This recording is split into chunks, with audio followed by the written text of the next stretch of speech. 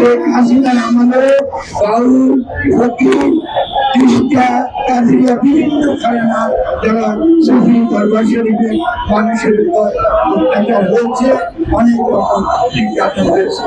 আমরা সেটা দেখেছি। আমরা আশা করেছিলাম যে এই সরকার আসার পরে এই নির্যাতন বন্ধ হবে, কিন্তু উত্তরোত্তর এই নির্যাতন বেড়েছে।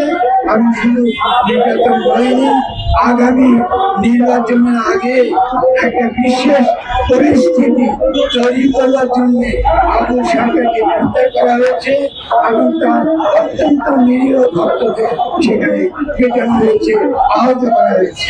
আমরা সরকারকে এই ব্যাপারে সতর্ক করে দিতে চাই।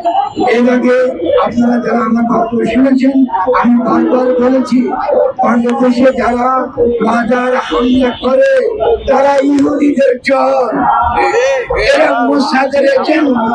এরা কেন এটা করে?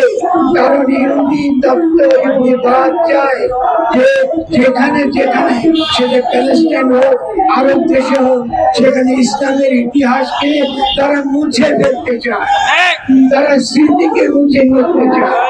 আমাদের ওই আমিয়া ধর্মে যাদের দ্বারা এদেশে ইসলাম এসেছে, ইসলাম কায়েম হয়েছে, তাদের স্মৃতিচিহ্ন, তাদের মাজারগুলো আপনারা যারা ভাঙছেন, আপনারা যারা বাউলের উপর হাত তুলেছেন, আপনারা কাদের চোর, আপনারা কাদের পক্ষে কাজ করছেন আমরা এটা জানি, এটা আমরা অনেকবার করেছি।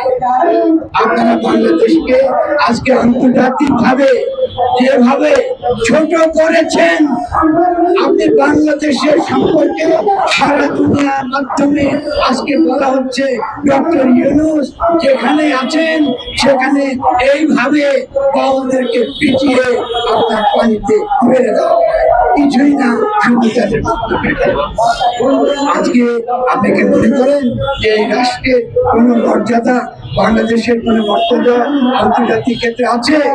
এটা দেখিয়ে ভারতে প্রচার করা হয়, দেখো ইসলাম কত খারাপ, দেখো ইসলাম কিরকম নষ্ট ধর্ম। এরপরে তারা মুসলমানদেরকে আক্রমণ করে, এরপরে তারা কাশ্মীরে গিয়ে তারা নির্যাতন করে, তাদেরকে হত্যা করে, কারণ মুসলমান সর্বত্র উপযুক্ত। এর আগে সন্ত্রাসীর বিরুদ্ধে মার্কিন যুক্তরাষ্ট্রের নেতৃত্বে আমরা দেখেছি কিভাবে কেউ ইসলামের পরিচয় দেওয়ার ফলে তাকে সন্ত্রাসী বলে তাকে বিভিন্ন রকম অভিযোগে অভিযুক্ত করে তার উপর অত্যাচার হয়েছে। এখন সেই একই কায়দা শুরু হয়েছে বাউলদের উপর আক্রমণ চালানোর মধ্যে দিয়ে, মাজারকে আঘাত করার মধ্যে দিয়ে।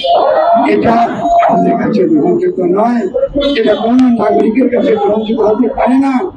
আমরা আজকে বারবার বলেছি যে 4 ঘন্টার ভিডিও যেটা আছে আপনি যে কেউ দেখতে পারেন। আমাদের এখানে দীর্ঘ সাংস্কৃতিক ঐতিহ্য, পালা একটা সাংস্কৃতিক ফর্ম, এর মধ্যে দুই পক্ষ বিভিন্ন পক্ষানন্দন করে তর্ক বিতর্ক করে। আমরা আজকে এরপরে আমরা সিদ্ধান্ত নেব পরবর্তীতে আমরা কি করব। অন্যান্য সারা বাংলাদেশে যত দরবার আছে, যত ধাম আছে, যত সুফি বলি কি দরবেশ বলি কি ফকির বলি কি সাধু বলি কি সন্ত বলি, তাদের সকলের প্রতি আমাদের আহ্বান, আমাদেরকে অবিলম্বে একটি মহাসম্মেলন ডাকতে হবে, আপনাদেরকে একত্র থাকতে হবে। যদি আপনারা মনে করেন যে আপনারা প্রত্যেকে বিভক্ত থেকে নিজ নিজ জায়গা থেকে নিরাপদ থাকবেন, এটা হবে না, এটা হয় না। ফলে আমাদের সকলকে মিলেই আমাদেরকে এই অন্যায়কে প্রতিরোধ করতে হবে। এটা হচ্ছে আমাদের প্রথম আবেদন সকলের প্রতি। আমরা সকলের কাছে যাবো, আমরা একটা বৃহত্তর ঐক্য গড়ে তুলবো। এর আগে আমরা এটা করেছি, চেষ্টা করেছি, সামনের দিনে 2 নম্বর হলো